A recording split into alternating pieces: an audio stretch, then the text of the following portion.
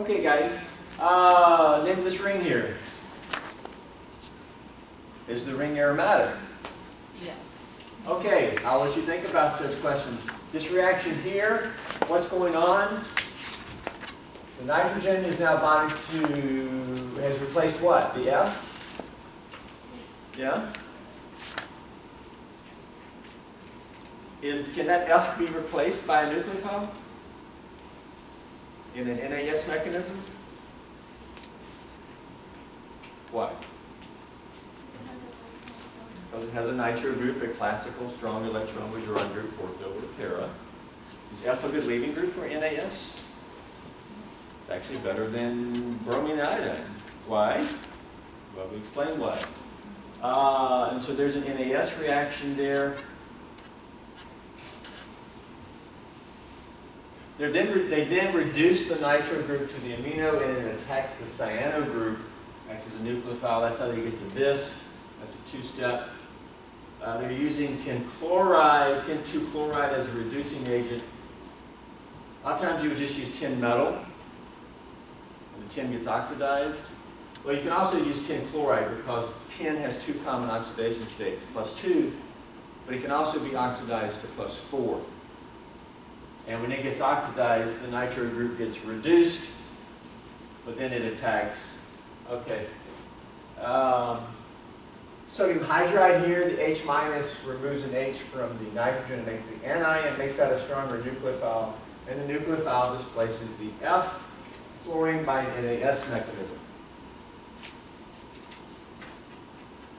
Okay, let's look at our third mechanism, benzyne reaction. The benzyne mechanism is also known as elimination addition. Not addition elimination, but elimination addition. It occurs when there's no strong electron withdrawing group, ortho or para to leaving group. It also requires harsher conditions, usually very high temperature, or a very strong nucleophile. Isomers are possible, as we mentioned on the first page. Okay, if you take chlorobenzene and just maybe stir it with potassium hydroxide, there will be no reaction. NAS can occur at room temperature, but you can't do NAS with chlorobenzene. The chlorine has no, it's not activated by a strong electron withdrawing group being ortho or para. But if you take chlorobenzene with KOH and heat it at 300 degrees, or somewhere up in there, high temperature, and pressurize it, 2,500 psi, that's pretty strong pressure. This is kind of harsh conditions, forcing conditions, forcing these molecules together, okay? And then a workup, we'll talk about workup. We can replace the traditional leaving group with the nucleophile, hydroxide. And we can make phenol. Yeah? And then the leaving group has left. Mechanism for this.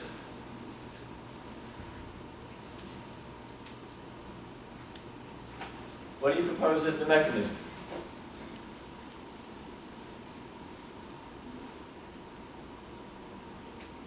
First step.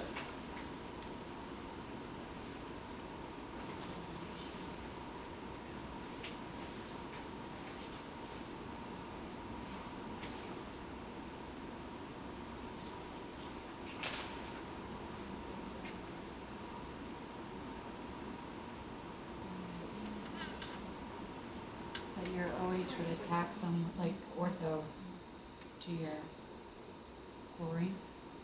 It attacks. Like ortho to your chlorine? Because it's so hot and there's so much pressure, wouldn't you break one of those pi bonds in your ring? And like, or be able to... Okay, what do you want to create? I mean, tell me what to do. Yes, we have hydroxide. What do you want to do? Would your oxygen come in and attack and like make a bond, I guess, in that corner and break one of those pi bonds, the one that's with chlorine? I'm not saying that very well.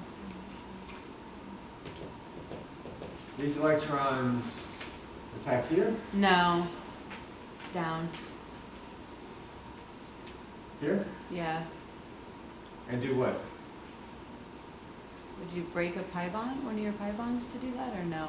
Well, the pi bond's really not drawn in precisely. Right. I need me to draw them in better. You do this? No. Well, if we did that, that looks just like NAS. Right. We're going to create a minus in the ring.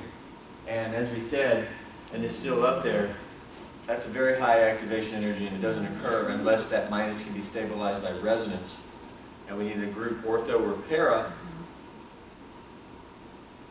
Would you steal the Also, hydrogen? why would hydroxide attack there? Isn't that the partial plus carbon? Because of the dipole from chlorine?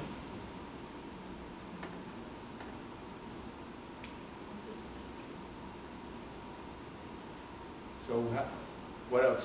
Is it just magic, or do we want to come up with a mechanism?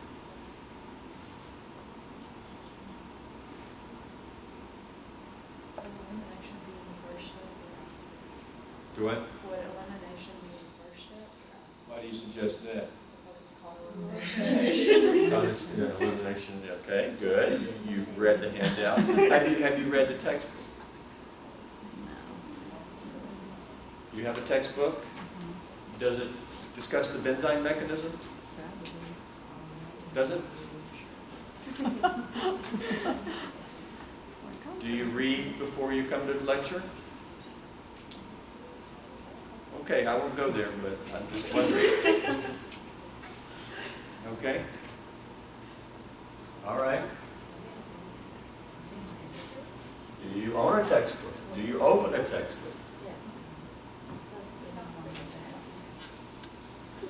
And if you don't have a textbook, you can try the internet. Enzyme mechanism. You'll probably get a gazillion hits in like a microsecond. They'll tell you how long it took to get a gazillion hits. Okay, the first step is actually take an H. It ain't going to attack into the ring and form a caranion. That would be NAS, and NAS doesn't occur unless you have a group ortho or para. No NAS. So you can't like start doing NAS and call it something else. No. You're also not going to come in here and just attack there and kick off the chlorine. That would be an SN2, and we don't do SN2. And you're not going to have the chlorine just leave and make a carbocation, because that would be SN1, and we don't do SN1. So what is another mechanism we can do? The mechanism is actually do nothing into the ring, but with if we force it, these electrons will take an H and just do an acid-base reaction. Now, this first step can vary. But if we just do what I did, what does that give? Not yet. What does my air movement give?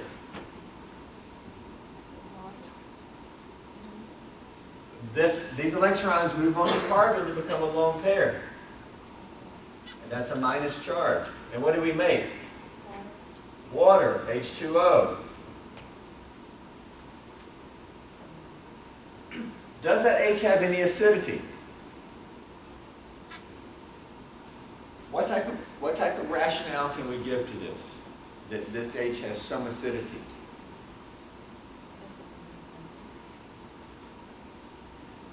Do you know how to judge acidity? Is it because your chlorine pulls those electrons towards itself? Yeah, that's so the it only makes thing you that can H say. that's- We do have dipole. There's no H here, but there's one next door, and there's still sort of a dipole. Can you talk about any stability here? Very important. Tell me about the stability of this. Is this lone pair resonance stabilized?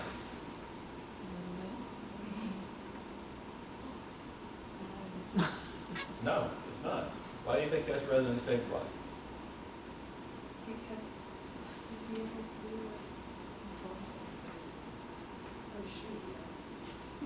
If you think it's resonance stabilized, show resonance structure. There's no resonance here. Just because it's close to pi bonds doesn't mean it's resonance stabilized. It's not. There's no resonance here. Very hard to form. That H is not that acidic. The only thing you got for it is this. Okay? The chlorine is pulling to help pull some electron density away from this area. That's the only thing. Okay? But guess what? Very hard to form. That's why it took a lot of pressure here and forcing conditions. Okay. At this point, what can happen? Actually, these electrons, I'm going to get rid of my dipole here. These electrons can then come in here and kick off the chlorine. But what's that going to give now between these two carbons? A triple bond.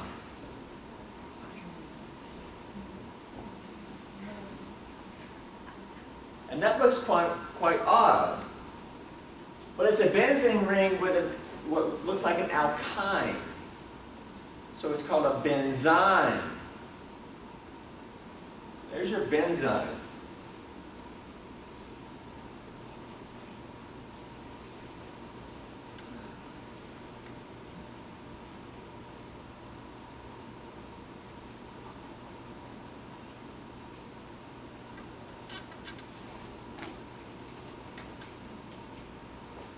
Now, I showed this as two steps.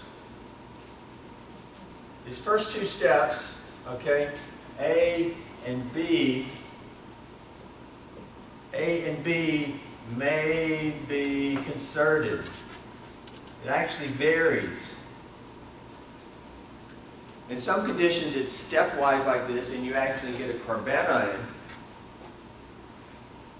and then it eliminates to make the, okay? If it's concerted, it's going to look like what type of mechanism we've seen before. That's right, E2, right? An E2 elimination, a concerted beta elimination. But if it's E2, you're saying, well, the leaving group's leaving from a trigonal planar carbon. Can you do E2 if the leaving group is on a trigonal planar carbon?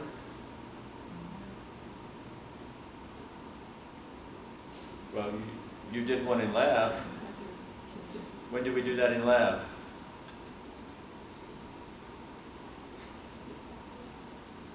When did we do it in lab? Did we make an alkyne in lab by a double E2 elimination?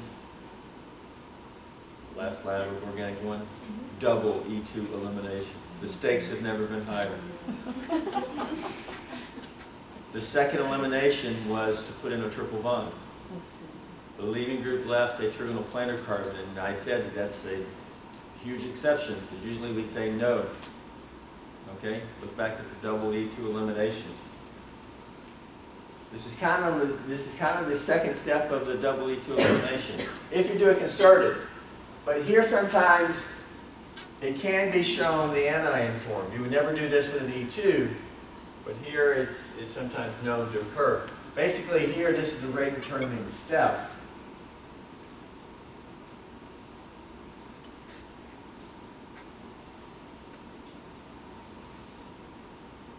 Sometimes this can be the rate determining step.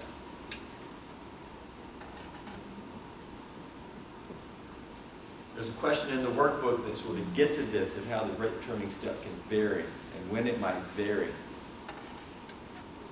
In any event, excuse me, whether it's two steps or one concerted step, we get a benzyne form. What do you think about a benzyne? What's the geometry of such a carbon, an alkyne carbon supposed to be? What's hybridization is that supposed to be? SP? And SP is what geometry? Linear. Does this carbon bond look linear? No. It's kind of odd, very odd, and thus very kind of unhappy.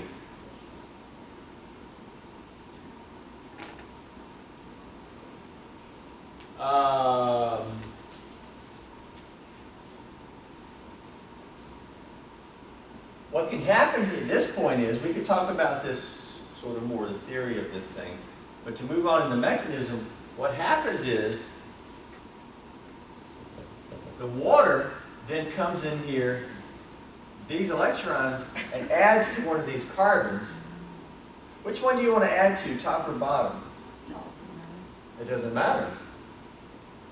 I'll add to the top, and we'll push these electrons back. What does that give? Well, your arrow movement is there. What does the arrow movement give? The water is now bonded here. One lone pair left. Double bond. But one of the pi bonds moved back onto carbon, and what's here now? A lone pair. And that's a positive.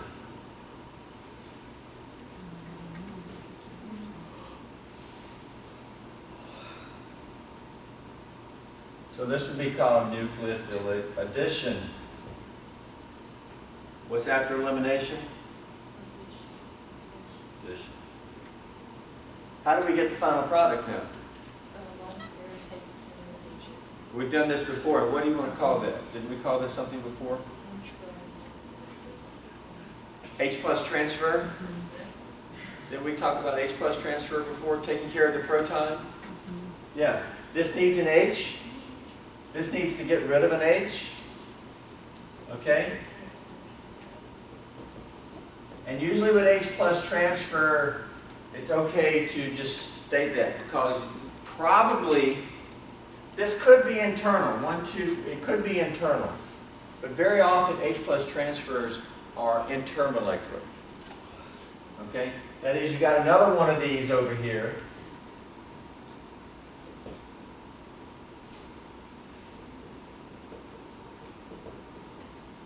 Okay? Another one of these. This takes the H from that and leaves the electrons behind to give OH there. While this takes the H from there and leaves the electrons behind. And so it's probably, you got all these molecules next door. Hey, I need an H. Well, I'll take it from you. You're the oxygen over there of another molecule. Somebody take my H. So very often we just say H plus transfer and don't show this. We will do that many times when we get to carbonyl chemistry.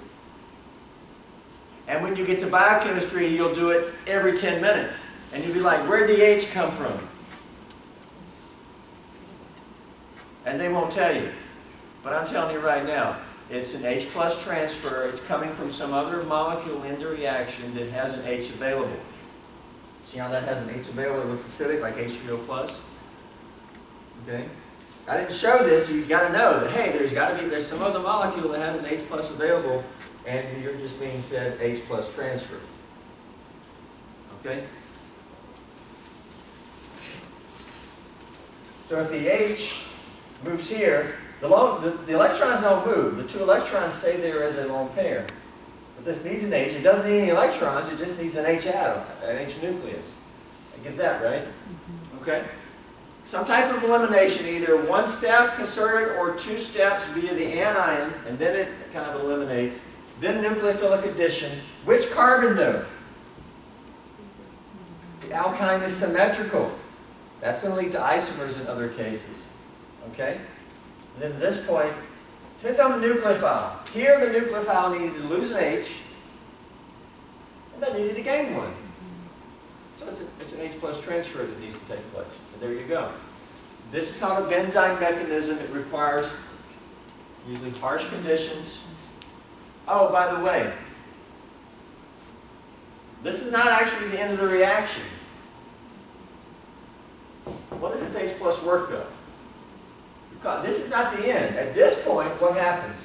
Hydroxide, which is around, we're still doing the first reaction. Hydroxide takes this H, and that's a phenol.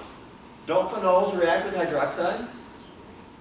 We did that with NMR as a chemical test. Aren't phenols soluble in sodium hydroxide? It's because they react. You got hydroxide here. And that gives what?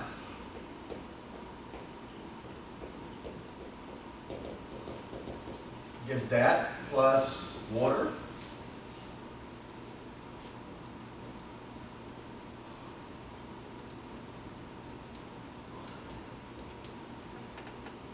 I'm not going to say in benzyme reaction. I'm going to say in step one.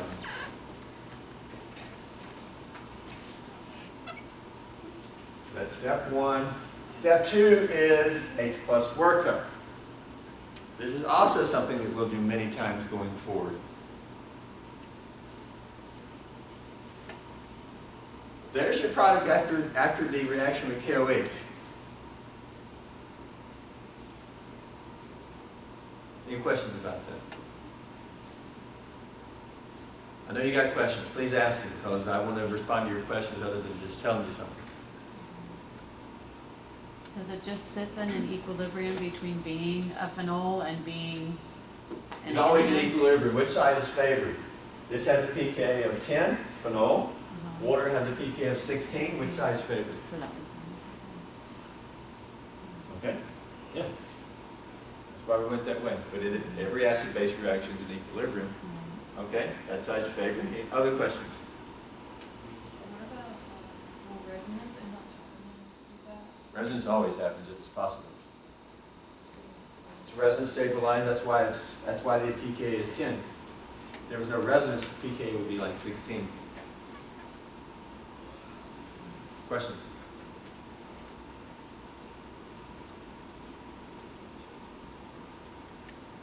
I thought someone was going to ask, well, how do we not have another KOH? Why would KOH do this?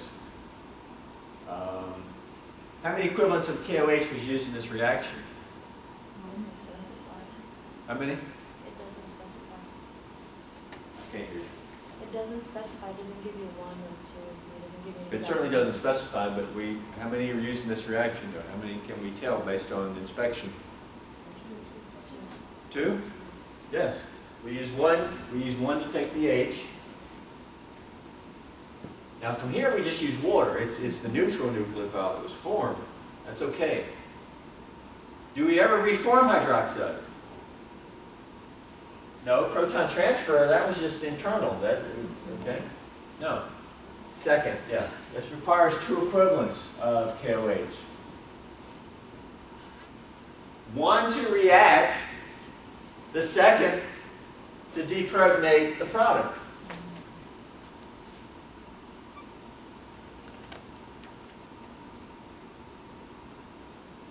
Does it have to deprotonate the product?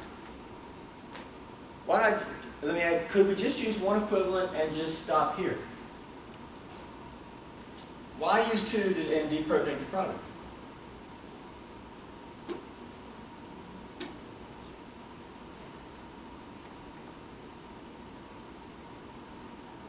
One. To make what interesting? Well, I mean, what do you mean make it more stable? If you only use one equivalent, you're only going to get 50% conversion. Okay? Because what if you only have one equivalent and the reaction goes 50% and you made half of this? And you have a half of KOH remaining. The half of hydroxide remaining, is it going to, which H is it then going to take? Is it going to take this one? Or is it going to come over here and start taking this one as a product? That's way more acidic. You can't stop it from doing this. If you only use one equivalent, as soon as it starts forming, it's going to say, well, the heck with you, I'm going to take a more acidic H, and it's going to come this way. You got to allow it to do that. And so if you wanted to do all this, you got to supply two equivalents. Okay? You can't stop the acid-base reaction. Bases take H's. They're not going to not take H's. Okay? Here's the other thing, and it's a very sophisticated rule.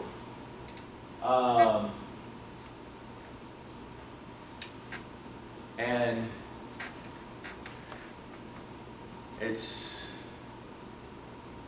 sort of a statement that I will make, and it's so stupid that it may be rememberable. And I don't know how I came up with this. I think a student helped me. But if you knit a sweater in the swimming pool, the sweater will be wet when you're done. And after you get through knitting it, you're going to have to dry your sweater. Does all that make sense? Okay? All right. If you make an acidic product under basic conditions, it will be wet when you're done. Okay? It will be deprotonated when you're done. How does this exist under basic conditions? Deprotonated. Okay? Like if you knit a sweater in the pool, when you're done, it's going to be wet because you're in water. If you're in base, it's going to be deprotonated. And to get the proton back on, what do you got to do? You've got to add acid. So why are we adding acid? It's called H+ workup. You've got to put the proton back on. You made a acidic product under basic conditions. It's going to exist in the basic form. If you knit a sweater in the swimming pool, when you're done, it's going to be wet. You're then going to have to dry it. Okay? You don't have to. If you don't do H+ workup, it's just going to remain like that. If you want to put the H back on, what's your favorite acid?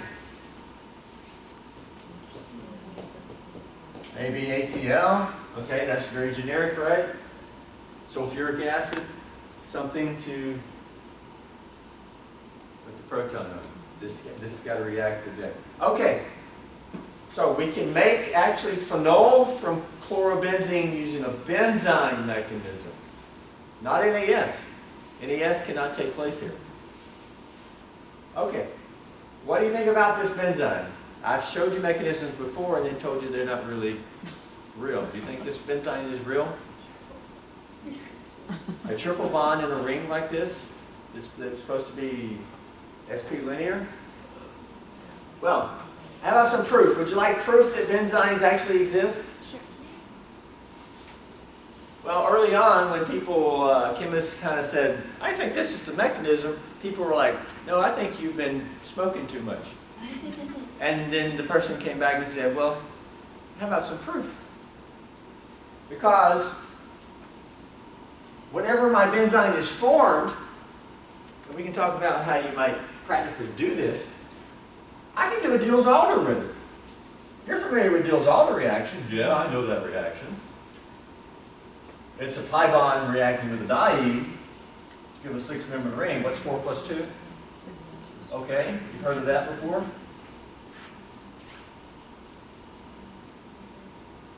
Well, whenever I make my benzyne, I can throw in a diene, and I can get a product that comes from what looks like a Diels-Alder. And these react, these electrons here, these electrons here, these electrons here. Remember the old Diels-Alder cycloaddition? Yeah? And what does that give? Gives that product. Where did the pi bond come from? That arrow right there. Okay, Diels-Alder, final exam's comprehensive. Okay. Does that arrow movement give that product? Yes. If something reacts with this and gives that product, could that something maybe be this? Does that kind of support that this must be the structure? Yeah, this is kind of some support. Benzynes will do Diels-Alder reactions. Okay? Diene, this is called the what? Dienophile, yes?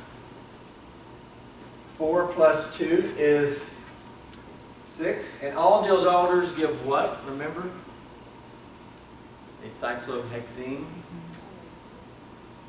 You didn't throw away your handout, did you? You didn't throw away your Diels-Alder handout, did you? Okay. All right. There's a little discussion over here about the,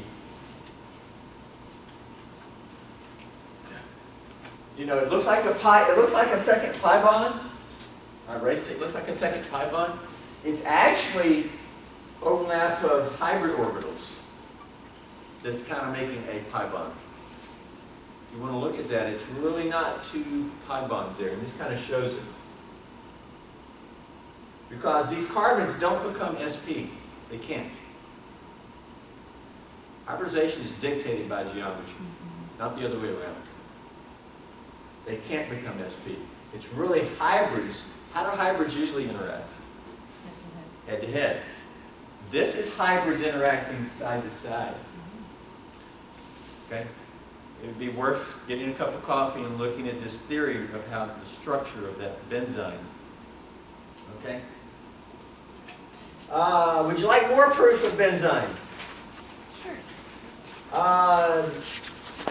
Professor Roberts came along and said, I want more proof, and I'm going to propose this experiment. Because I'm gonna see if you're right here. And what he did was, he took bromobenzene, same as chlorobenzene, which is bromine, okay?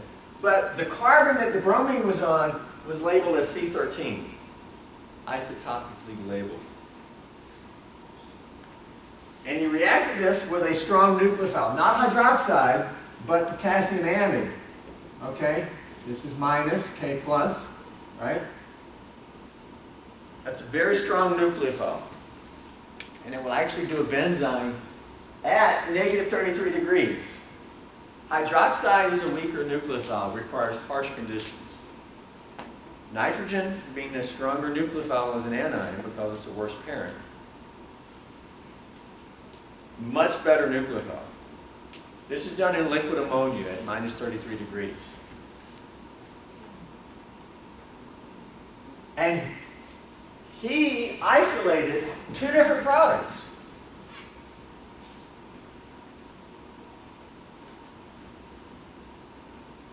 (50-50), or pretty much approximate.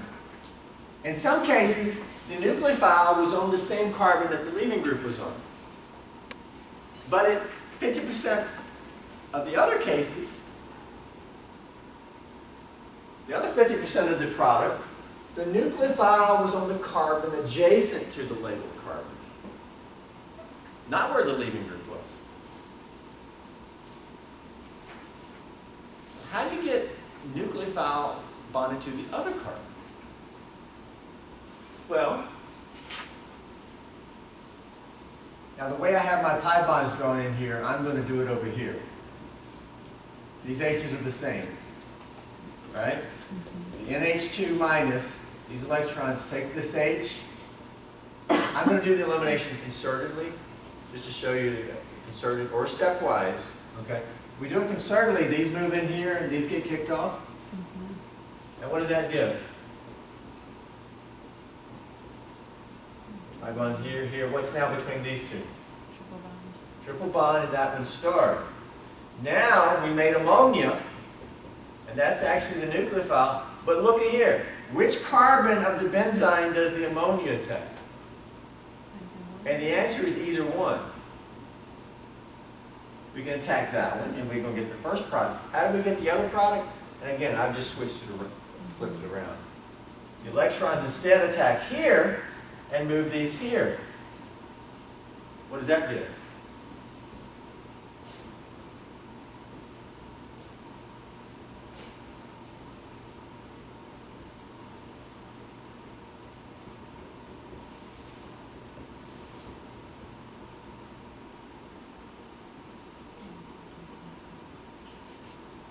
Gives that. This carbon is starred. What do we need to do to get final product? Proton transfer.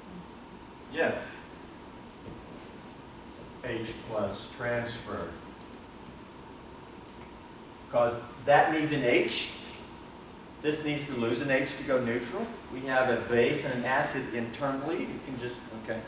But again, instead of me showing the mechanism, it's probably two different molecules. And so this is fine even on the quiz or test, okay? Very common, just say H plus transfer. And we see how the nucleophile can become bonded to the adjacent carbon. And his experiment showed that, hey, the nucleophile is not just replacing the leaving group at that carbon. It's somehow being bonded to the next door. That was a very early on classical experiment that really helped prove that this was the mechanism. He was at Caltech. You ever heard of Linus Pauling, big vitamin C advocate. He was at Caltech as well. And Dr. Roberts was big in NMR back in the 1950s. This is when NMR was like very rare. And Roberts actually convinced Linus Pauling to purchase an NMR for the department. If you want to read that history.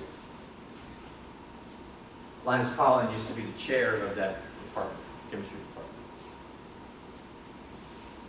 Okay. Isomers are possible. That's really where isomers up there. Label carbon, substituent bonded to label carbon, substituent bonded to non-labeled carbon. But we can actually see isomers this way. If you take, what do you want to call this compound here? Do you see a common name? Yes. Toluene? So what do you want to call this compound? 4-chlorotoluene or parachlorotoluene? Yeah. If you take parachlorotoluene and react it with the same conditions, with the strong nitrogen nucleophile, you're going to get two products. One is going to be para, where the nucleophile replaced the leaving group on the same carbon, but you also get this product. How do you get that product? Well, that's because this mechanism is what? What's the intermediate here? Benzyne, right? And what's the benzyne going to look like? Again, I put my pi bonds in this way, but in the product, so since the pi bond is over here, I'm going to draw the benzyne like that. And now I've made my ring ugly, right?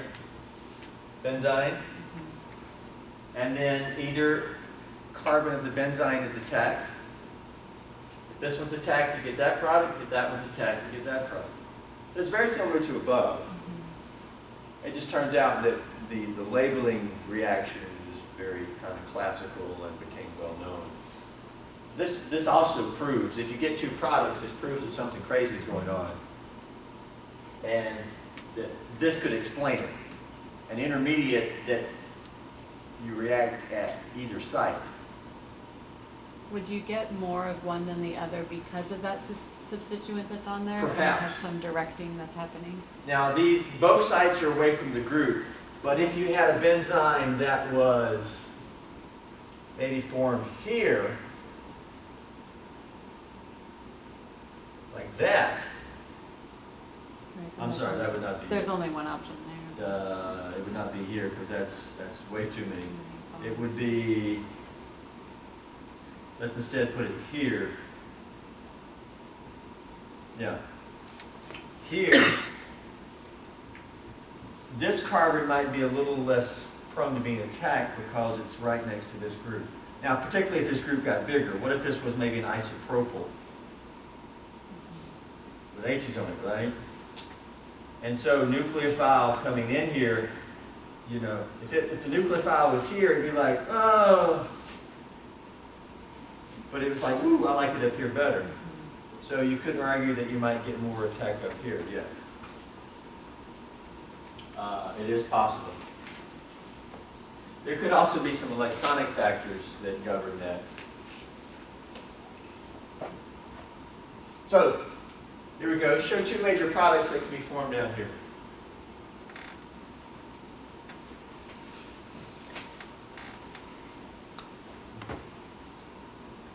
Actually, I'll let you do that on your own because we're getting close to out of time. We'll look at that next time. You can have more time to think about it. Over here, you get three major products. How can we get three major products over here? And not just two. Okay. Stepwise benzyne reactions. Pretty neat chemistry here. We can form benzyne and sort of then use it for other things. What if we react this with N-butyl lithium? That's a very strong base. Right? How can we get benzene? This takes the H. Again, either stepwise or concerted. Could form the anion and then eliminate. I'm just going to do it concerted. What does all that arrow movement give? The benzene plus what? Plus butane.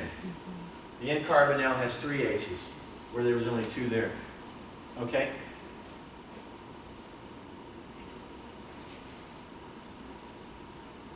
What nucleophile can attack the benzene here? Can butane attack the benzene? Butane is not a nucleophile.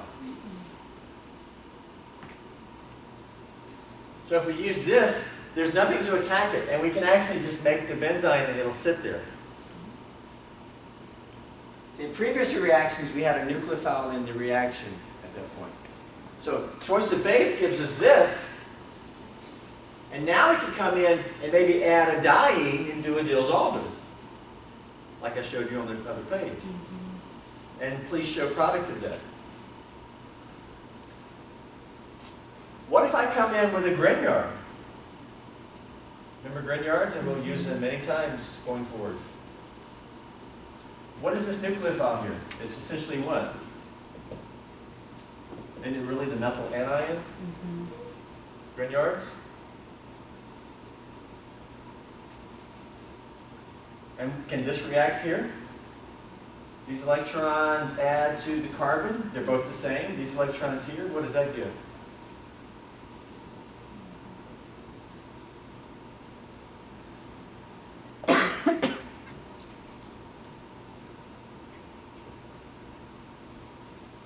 Gives this. Everybody agree that the arrow movement gives that? Okay. Now, before we did proton transfer, but a methyl group is not acidic. It's not going to, you're not going to transfer a proton. So this is just going to sit here. Yeah? Well, what if we add in this? What could happen?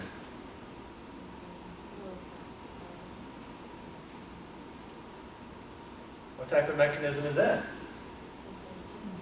SN2. And what's the product of that going to be?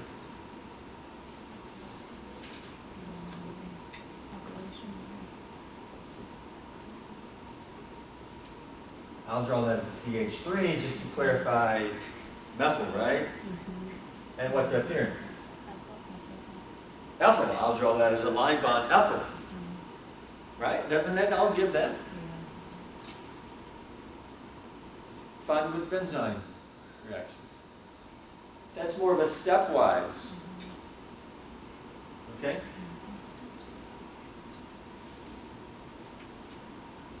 Classical chemistry.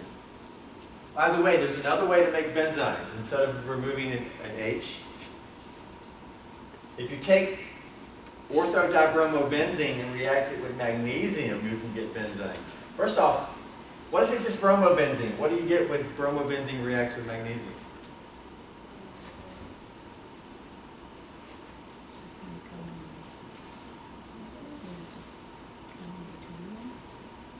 Right? You got to know these things, guys, and you got to be quicker. Okay? Grignard, right? Right? Grignard? Magnesium bromide, yeah? Yeah? But what is a Grignard really? Is it really the carbanion? Yes. Right? Right? It's just like this here, it's really the anion. But guess what? What can this anion do? What did we do before? And they concerted to these electrons can come down here and just kick off the bromine. And what does this give? There you go. That's a neat way to get benzene, is do this and react it with magnesium. And you would make benzene plus what? Magnesium, bromine. MgBr2. So there were 2 bromides formed here. Magnesium is now 2+, and you get 2 of the anions. Okay? That's a clever way to make a benzene. Instead of using a base to remove one of the ortho H's. Okay? Questions there?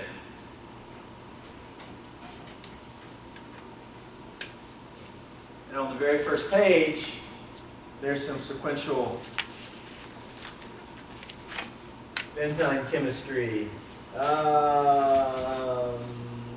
Okay. On Friday, we'll be looking at benzylic chemistry. That was the purple handout, yeah? And that will include diazonium reactions, which is the reaction you're doing this week in lab. Are we doing